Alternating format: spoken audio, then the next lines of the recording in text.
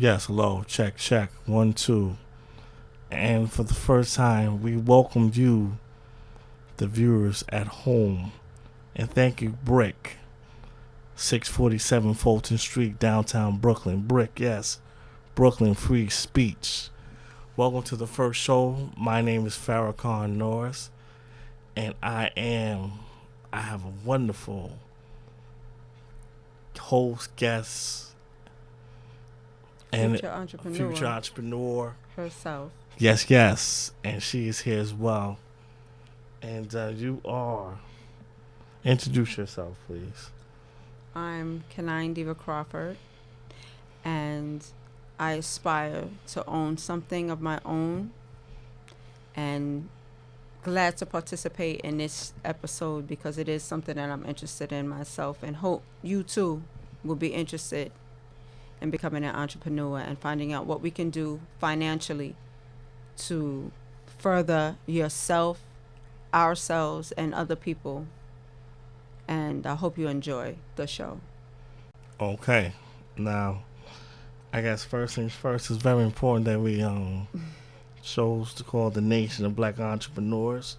But first and foremost, what pretty much is a nation? You know, I mean, nation pretty much is considered. I'm gonna keep it short and simple and sweet. It's a large body of people.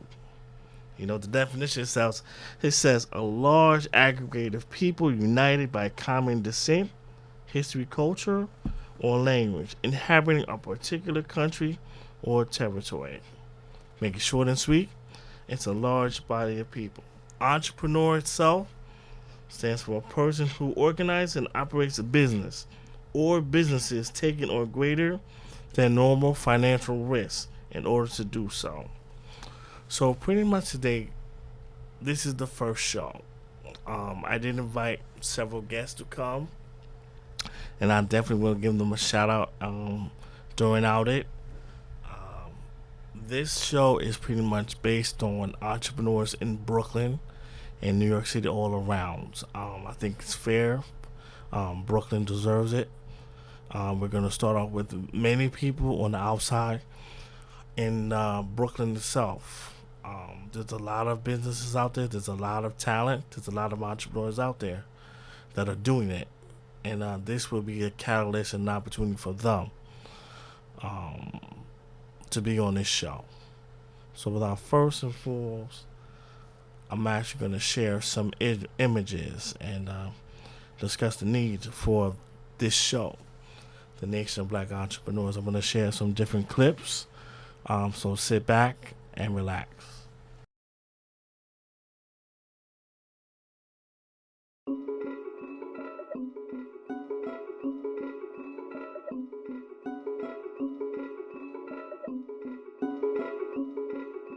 Sherlock. Magical.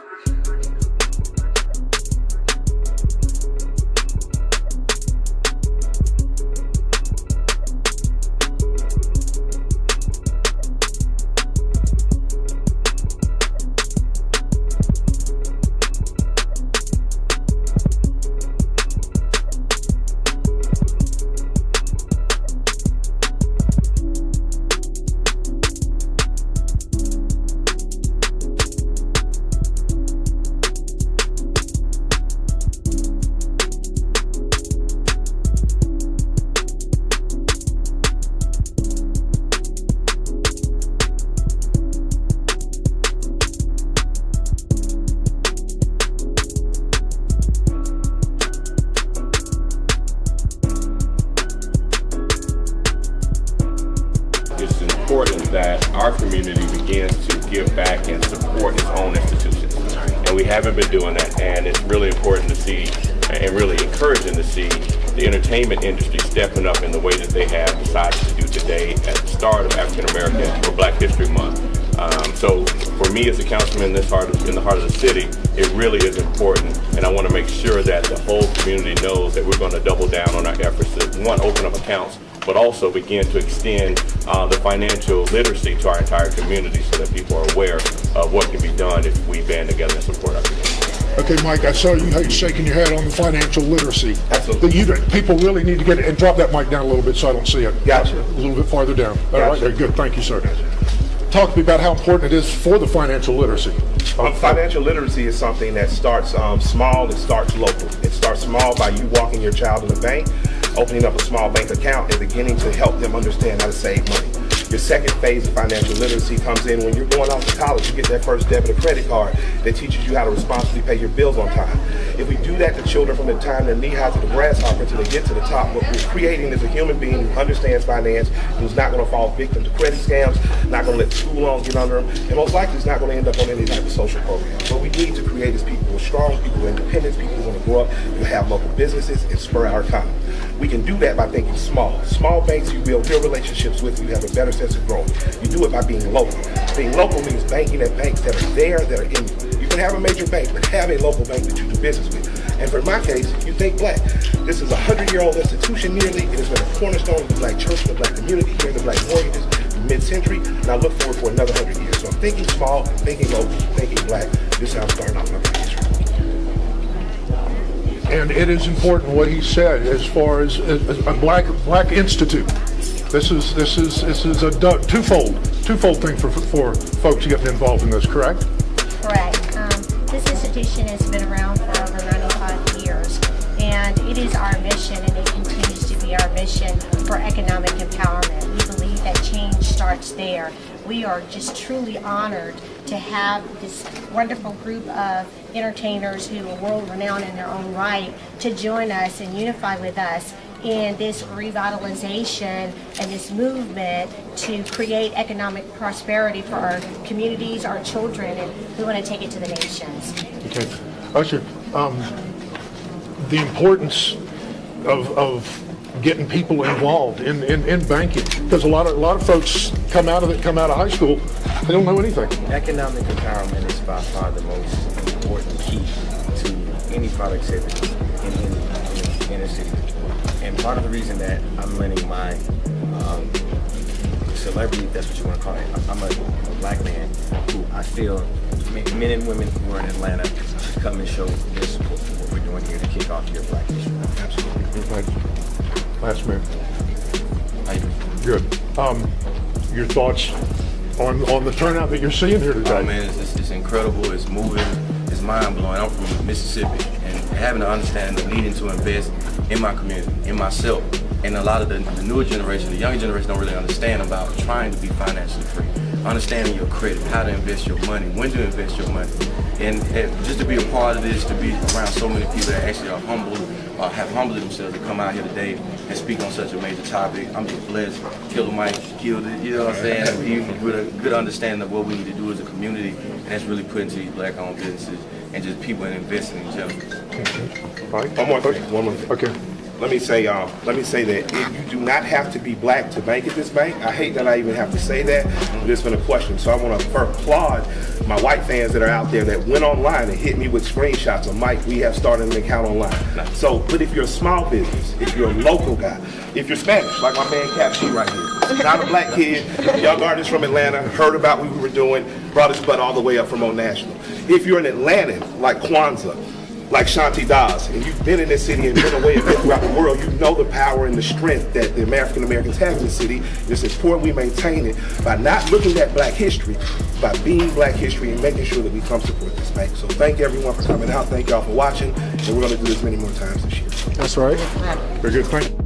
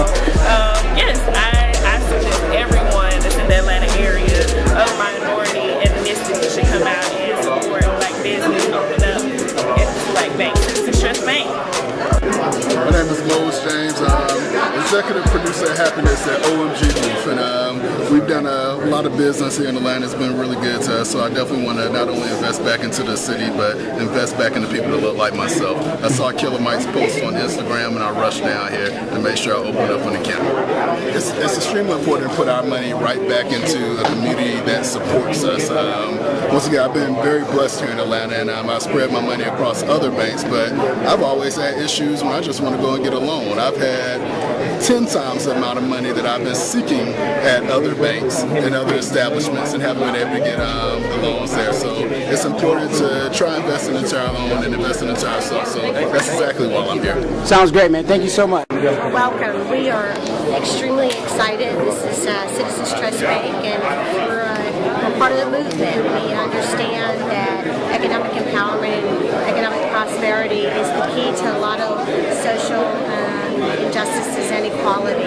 And we're happy to have the celebrity status that are unifying with us, because we believe that this is where revitalization happens. It's all about economic empowerment for our communities, doing business together, supporting each other, and help our businesses begin not only to thrive, but to grow. And so we are excited about this opportunity. We're excited to have this movement happen, and we're very thankful for the celebrities that are putting their money where their mouth is, because it's all about the spend and us empowering our own communities in order to grow and thrive. It's important to support small businesses because they're right where you are. And small businesses are going to be more willing to work with you and know you personally. So this is a small bank. Also, it's a local bank. You want to go local or regional because that way you have power within your region to directly affect change. So this bank affects, it employs people here, it mortgages people here. This bank directly affects this community. And as a black person, it's important that this bank is a black bank, because what that does is employ blacks, strengthens my community, makes sure mortgages and jobs are there. So that's why it is important that me, as an American and as a black man, are supporting small, supporting local, and supporting black. Thank you, sir.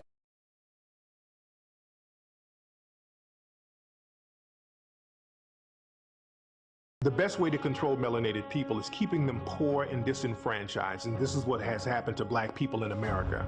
There's a reason why black people have been economically undermined, because it's very easy to control poor people. When people are poor, you can do whatever you want to them, and they won't have the economic power to fight back. They won't have the economic power to put a politician into power to help them out.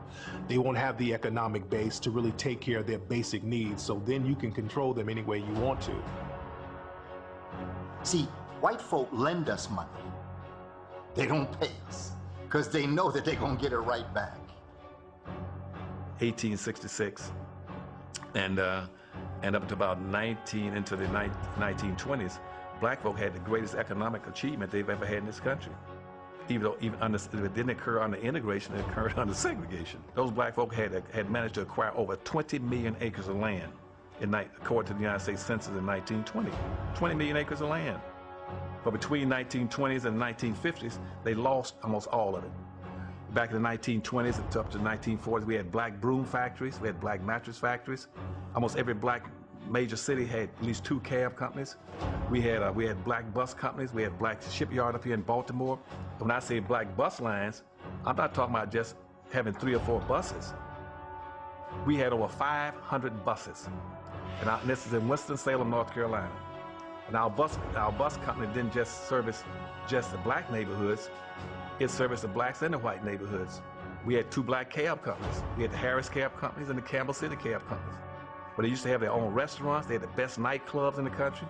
The blacks had 2 baseball leagues. Each baseball league had 8 teams. We had over 500 of the best baseball players in the world. But what did they do? They wanted to integrate. So as soon as they put Jackie Robinson on the Brooklyn Dodgers, black folks said, we'll give up all of our black baseball leagues, black teams, and all our black players, and we can just get 1 black boy to play on a white team. Black Americans were gung-ho about integration because we thought that would be our passport to freedom.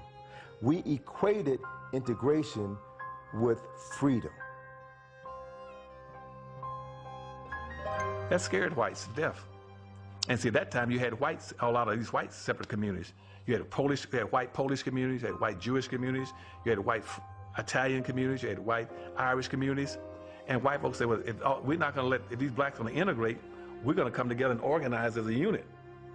And so white folk then dropped all their little communities and said, no, we're going to organize as a one white bloc. We're not going to talk about I'm being Polish and you're Irish and German anymore. We ain't going to do that anymore. We're going to stick together as a group. Because we're not going to let all these blacks come and penetrate us.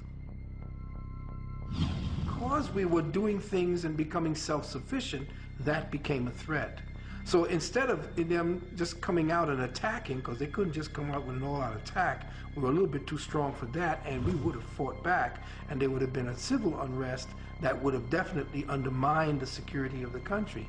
Instead, they said, well, let's invite them into a place that they've always coveted, and that is into the white estuaries of power, into the white citadels of power.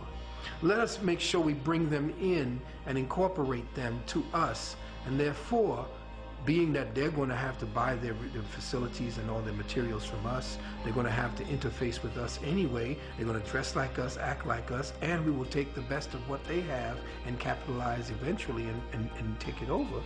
We will have quelled or stopped any threat or competition to our business, and that's exactly what they did. So black folks stripped themselves of all their resources. They stripped themselves of their unity. They stripped themselves of the role model when all blacks used to live together.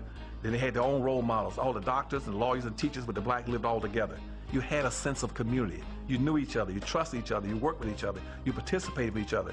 You learned how to buy from each other, to sell each other, to support each other, to care about each other, to love each other. Where black folk up into integration, blacks never locked their homes. We practice a very profound humanity. If an Asian opens a store in our community, we do not boycott and discriminate against them. If an Arab opens a store in our community, we do not boycott and discriminate against them. If a Jewish person opens a store in our community, we do not boycott and discriminate against them. We shop with all peoples. We treat all peoples equally. The problem is they're not treating us equally. See, we caught in our own humanity.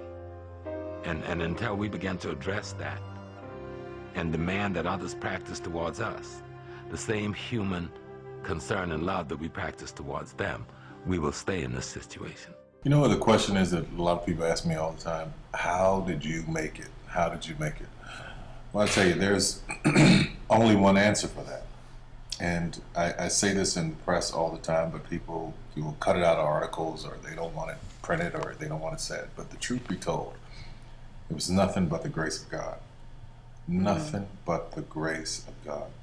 You can plant seeds all day long. You can go around giving your business card to people. You can go around knocking on doors and auditioning. You can do all of that every day of your life. And nothing, for most people, nothing happens. That's true. When a seed is planted in the ground, all you can do is water it. You cannot control the sunshine, you cannot control the weather, and you cannot control whether the locusts will come and try and destroy it. All you can do is plant your seed in the ground, water it, and believe. That is what allowed me to be in this position right now. I would not stop believing. I planted my seed. I worked really hard. I had one idea, and that was to do a play. All the other stuff came. My only idea, my only focus was to do my one play.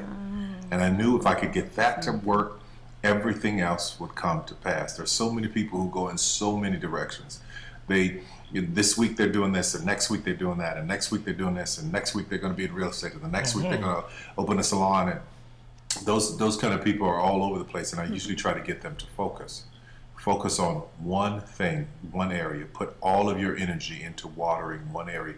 If you spread the water across many, many seeds, you don't have as much water for one seed.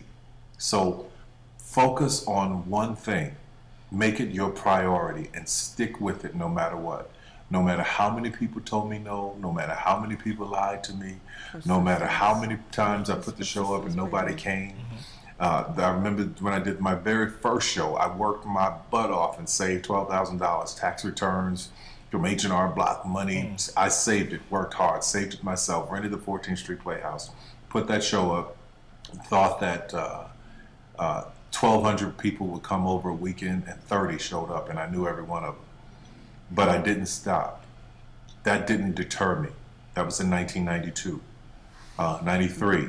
Same thing happened.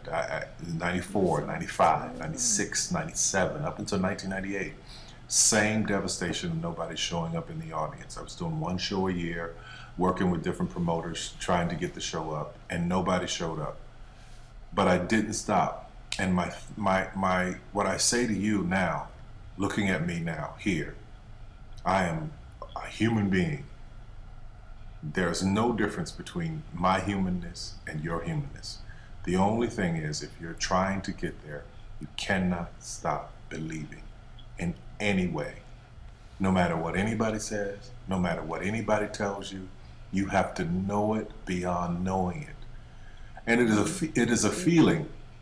When something is for you, this is how I knew it was for me. When something's for you, there's a feeling that is deep down inside of you that will not allow you to let it go. It will keep you going when you can't even keep yourself going. That's why the mantra here at the Tyler Perry Studios is a place where even dreams believe. Because there comes a time in your life where you've worked and you've stressed and you tried to get there and you couldn't on your own, but you have a dream. And that dream has to take on the belief for you because you can't do it by yourself. So what I would tell you is this: don't stop. Narrow your focus to one idea, and make it work. That will give birth to all the others. All you can do is plant the seed and water it. God himself has to give the increase. Only God can make the sunshine. Only God can bring the rain. I went through the process of starting. Let me bring this down 1 second. But I did went through the process of starting a business. Chase, what is kind of the even hot with that, passion of the day? People say you have to have a lot of passion even for with what that, you're doing, and it's totally true. And the reason is because it's so hard that if you don't, any rational person would give up. this is Steve Jobs. He got something really to say hard. right now. And you have to do it over a But sustained. I'm actually going to put that on pause for 1 second because even with myself, you say you're an entrepreneur as well. I would like to become. Oh, you would like to become an entrepreneur? Mm-hmm. Okay. So even myself, I went down to the Court Street, paid it off, the fees. I got a certificate. I think the main thing is planning. That is wonderful. We all want to be an entrepreneur, right? But what's the first step? I think that no matter the business, whether it's fashion, whether it's you want a barber shop, whatever the industry is, you definitely have to, I guess, create a plan. Capital, definitely money, having the resources is important for it. The discipline. The type of business itself, being that, it's almost 2000, it's going to be 2017. You have so many businesses out there from online. There's so many different businesses out there, network marketing. You have the traditional entrepreneur. You have so many businesses out there. It's not even funny. So I would say, as far as the audience itself, what do you want to do? Because ultimately, you're going to be creating jobs. And how are you going to do it? Take the necessary realistic steps. I would suggest get a coach. There's the libraries in New York alone. You have the public library. You have SCORE. I've used them for an example. There are so many other people. Definitely shout out to Project Enterprise, Harlem Business Alliance. In Brooklyn, there's a ton. I would suggest go to the libraries. They have a business center there. Take advantage of every opportunity. Read. Use the internet. What I think is important too. Okay. What I think is important too is distinguishing yourself from a lot of the other businesses, because I'm thinking to myself, your business is going to be very similar to someone else's business, but what might make the difference between you getting that business and somebody else is the things that distinguish you. Whether you got wonderful giveaways, you're open earlier or later. So you have special guests, special times, special graphics, special whatever. I think the best thing for any entrepreneur and any business, just on thought, is to be able to distinguish yourself, because there are going to be people competing with you, trying to produce and sell the same products or do the same thing, have the same services. If you can find a way to make your business stand out, it's likely you're going to get a lot more business than just being part of a community that is doing the same thing. And that also translates into your future. The businesses that are not doing too well, they're just not going to do too well. But the ones that are going to do well probably are the ones that distinguished themselves or had maybe a little extra or stood out a little more. So I think that's probably important too to any business that you're trying to do also. You want to keep that going.